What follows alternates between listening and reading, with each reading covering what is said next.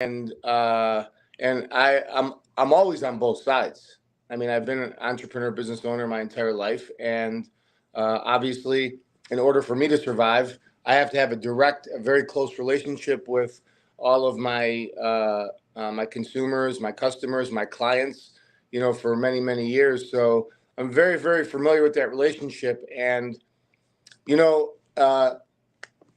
This is not a business seminar, but when you first open up a business, or you could be selling cookies on the side, opening up, photography, or a jiu-jitsu gym, or whatever it might be. When a business first opens up, you have this little sense of like, what can I do? What can I do for my potential customer? How can I help them?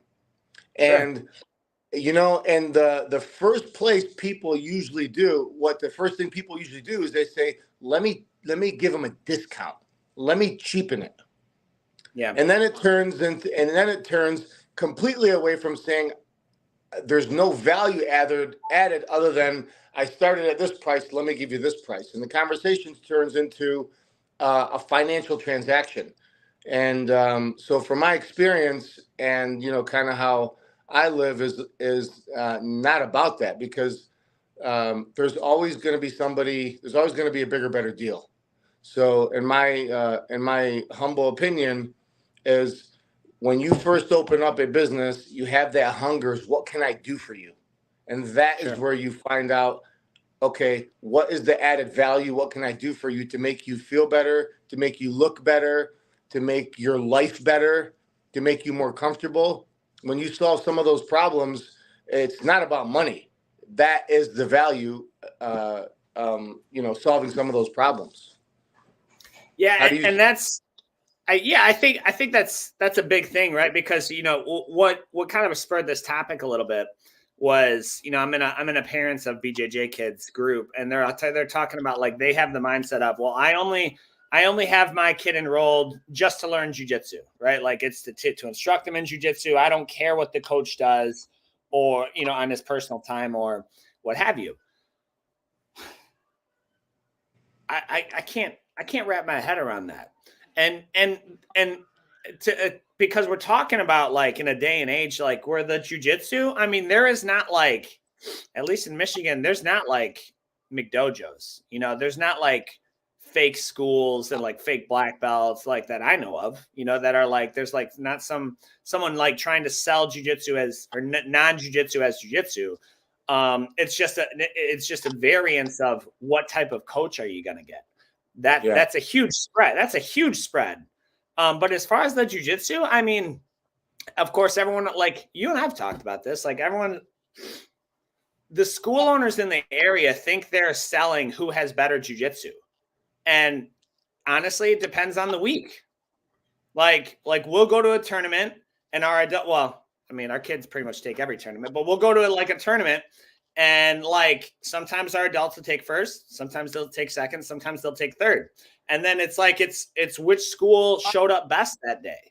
Like, it's not like there's one school that just has dominating, but yet they're all still selling that. So I mean, we know a lot. Like, we know, like, the value. What's the value of? I mean, there's community. There's like the intangibles. That's a lot more to it, right?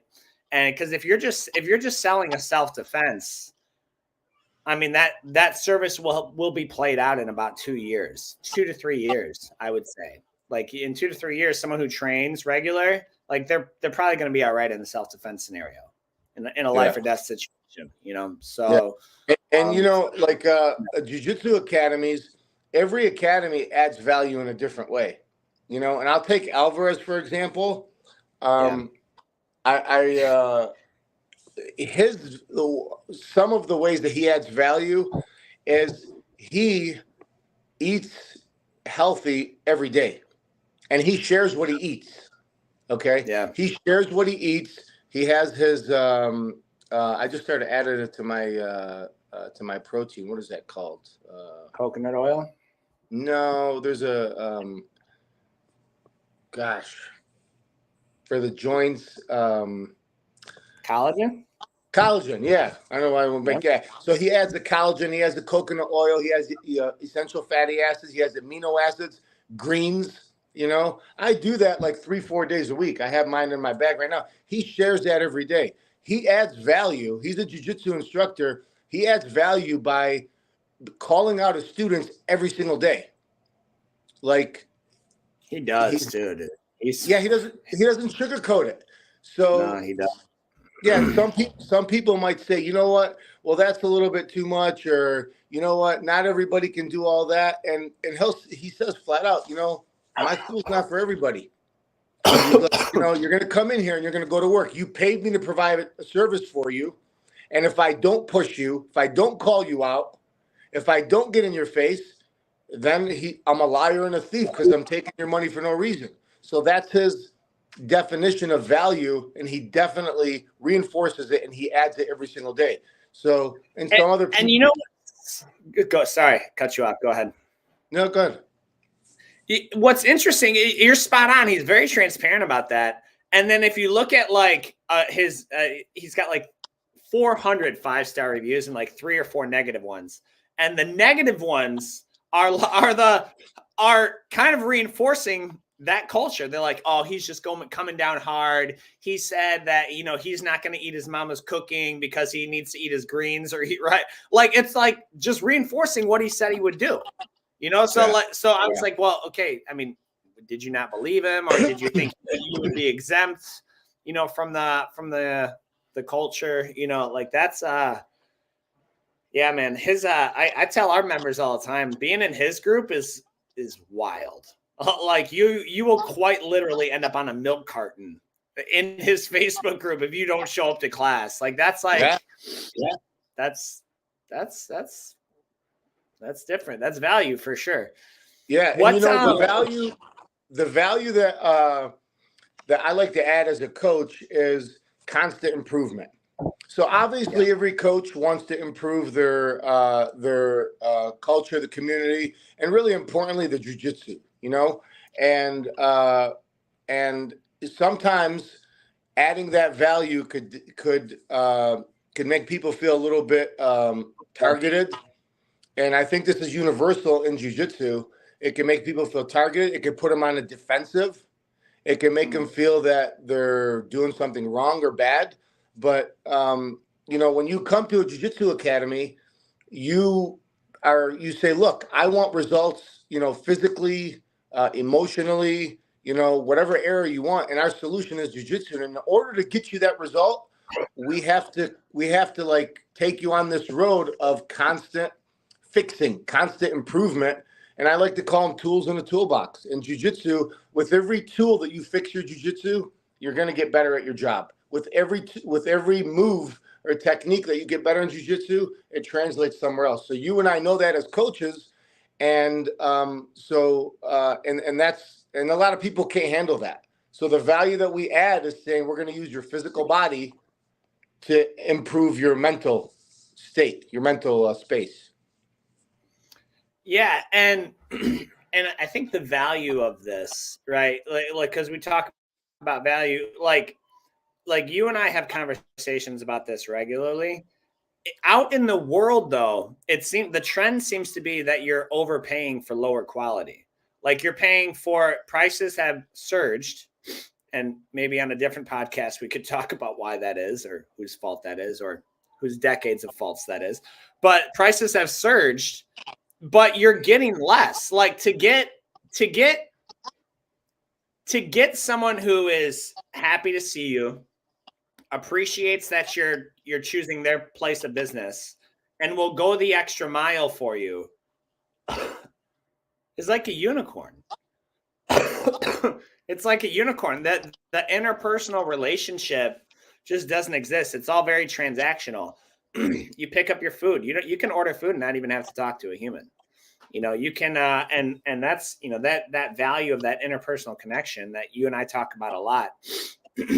It's that is the true value. And there are those people who they don't want that. Like they think they want to live their life without talking to humans, but then they wonder like why they're depressed, you know?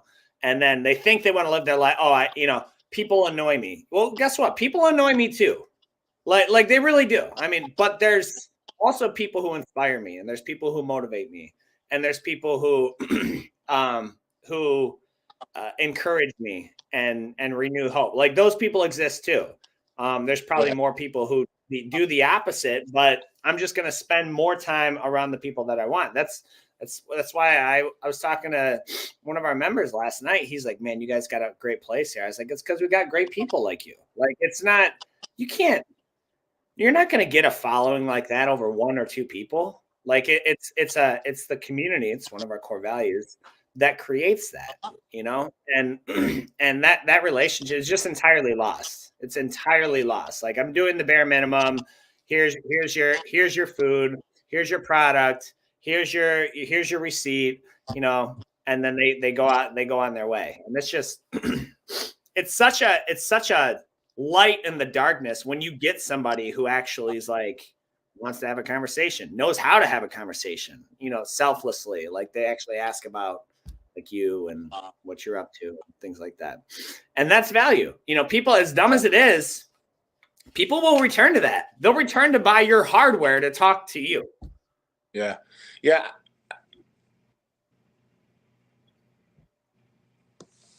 Are you muted, Coach? I hope not. Okay. Gotcha. There might be a slight delay. I mean, it's a little, as I'm watching, it's a little laggy, but no, I'm good. Yeah. So I was talking to somebody yesterday, and somebody on our team, and you could call them a customer, you can call them a teammate, and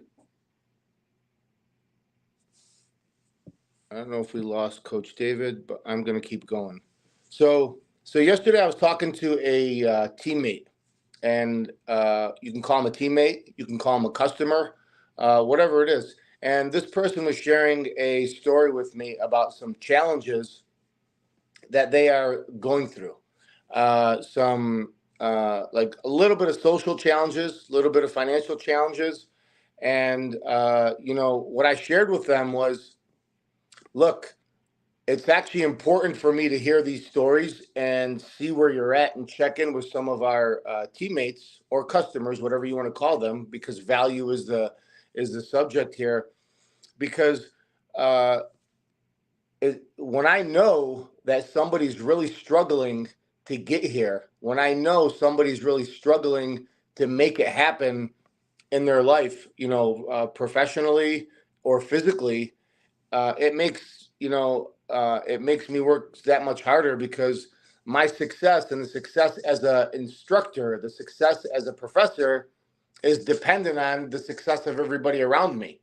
So, so sharing my value, or sharing me adding value is directly related to seeing my students see the value in our program or the community.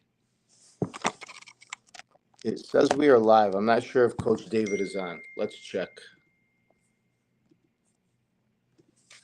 Boy, we had some technical issues today. Let's see what's going on with Coach David.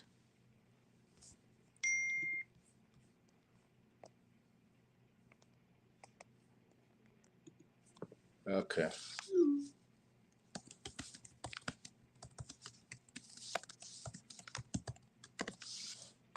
All right. Coach David had a technical difficulty. And before we end this,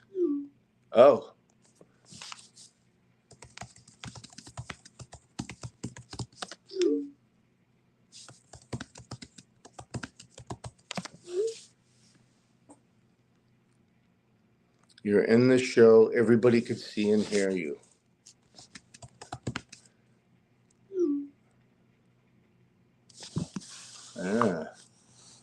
All right, let me see if I could.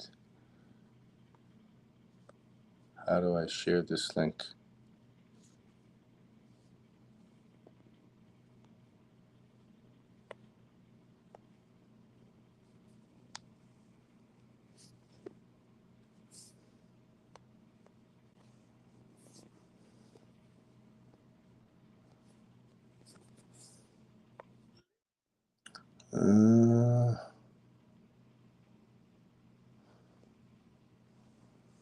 All right. Do I see any comments here?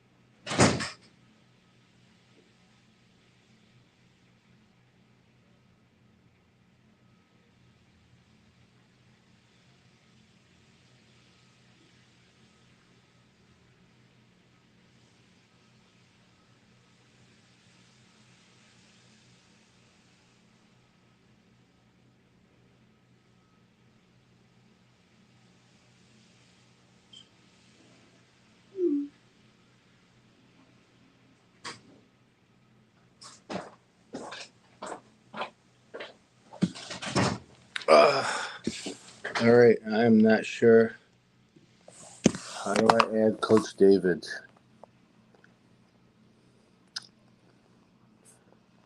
Let's see.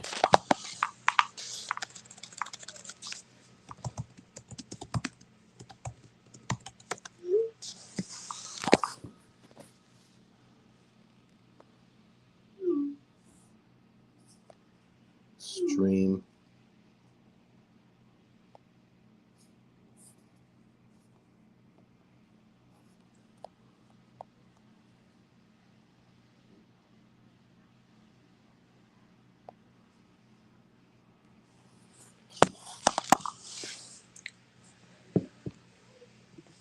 Trying to get Coach David on.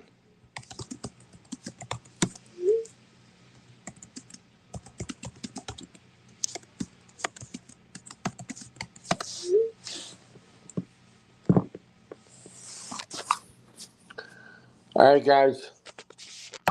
Let me check one more thing here before I end this.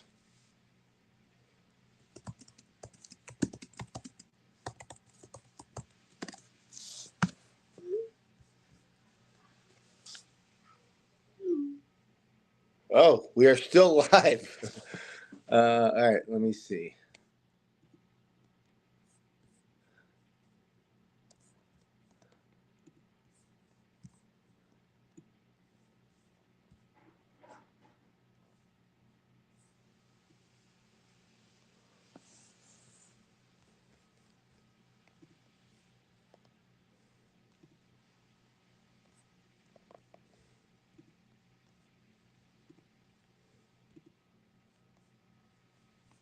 Let's try one more thing here.